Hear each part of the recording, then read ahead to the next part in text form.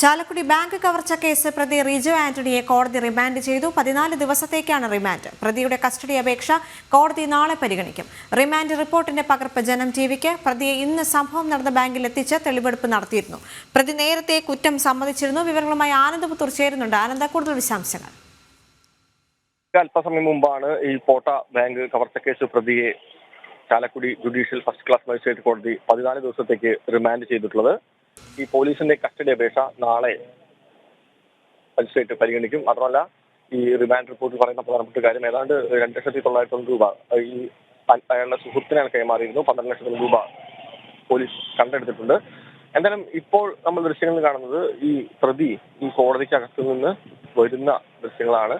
സമയത്തിനകം മുന്നേ അയാളെ പുറത്തേക്ക് എത്തും. വലിയൊരു പോലീസ് സന്നാഹത്തോടു കൂടി തന്നെയാണ് ഇയാളെ ഈ കോടതിയിലേക്ക് കൊണ്ടുവന്നിട്ടുള്ളത്.